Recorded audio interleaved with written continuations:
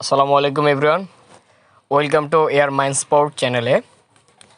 তো আজকে আলোচনা করা হবে এসএসসি বায়োলজি প্রথম চ্যাপ্টারের প্রথম সৃজনশীল নিয়ে।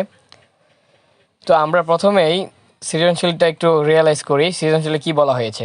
প্রথমেই চিত্রে একটা দেওয়া হয়েছে, প্রথম চিত্রে দেওয়া হয়েছে যে একটা মাশরুমের চিত্র দেওয়া হয়েছে, দ্বিতীয় নাম্বার চিত্রে দেওয়া হয়েছে একটি দ্বিবীজপত্রী উদ্ভিদের। তো আমরা একটু প্রশ্নটা পড়ে নিই। ক নম্বর বলা হয়েছে শ্রেণীবিন্যাসের একক কী। খ নম্বর প্রশ্নে বলা হয়েছে বংশগতি বিদ্যাকে জীববিজ্ঞানের ভৌত শাখা বলা হয় কেন, ব্যাখ্যা করো আর কি।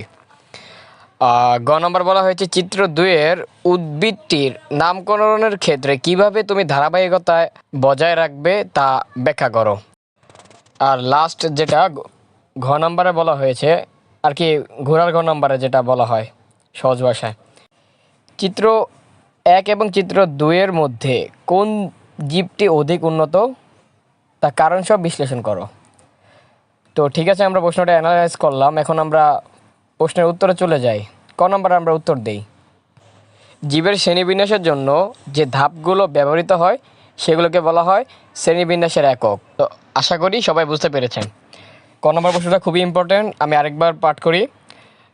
জীবের শ্রেণীবিন্যাসের জন্য যে ধাপগুলো ব্যবহৃত হয় সেগুলোকে শ্রেণীবিন্যাসের একক বলা হয়। এটা কিন্তু মোস্ট ইম্পর্টেন্ট একটা কোশ্চেন, প্রায় সময় বোর্ড পরীক্ষা আসে, তো সকলের উচিত এটা ভালোভাবে অধ্যয়ন করা। তো খ নম্বর উত্তরে আমরা যাই। খ নম্বরে বলা হয়েছে জীববিজ্ঞানের যে শাখায় তত্ত্বীয় বিষয় নিয়ে আলোচনা করা হয় তাকে ভৌত জীববিজ্ঞান বলে। বংশগতিবিদ্যায় জীবের জিন ও বংশগতি ধারা সম্পর্কীয় তত্ত্বীয় বিষয় নিয়ে আলোচনা করা হয়, তাই বংশগতিবিদ্যা জীববিজ্ঞানের ভৌত শাখা হিসেবে বিবেচিত হয়। এখন গ নম্বর প্রশ্নের উত্তরে যাই। গ নম্বর প্রশ্নের উত্তরে হচ্ছে চিত্র 2-এর উদ্ভিদটি একটি উন্নত সবুজ উদ্ভিদ।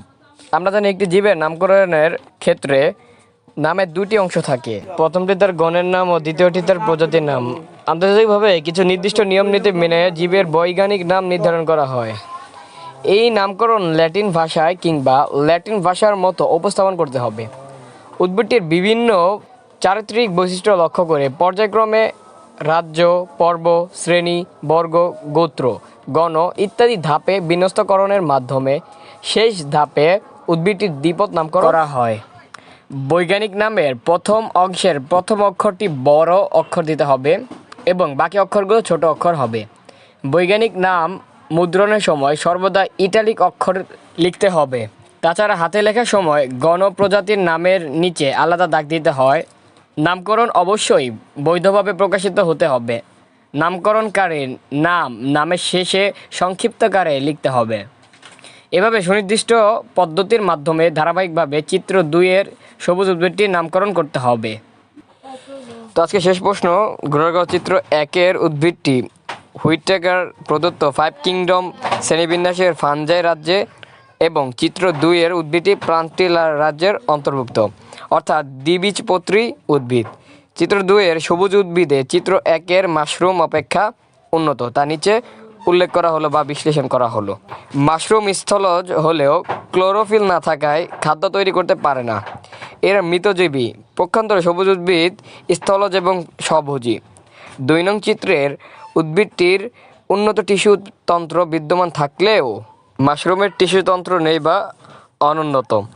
মাশরুমের যৌনজনন আইসোগ্যামাস, কিন্তু চিত্র 2-এর যৌনজনন অ্যানাইসোগ্যামাস। মাশরুমের ভ্রূণ সৃষ্টি হয় না এবং হ্যাপ্লয়েড স্পট দিয়ে বংশবৃদ্ধি করে।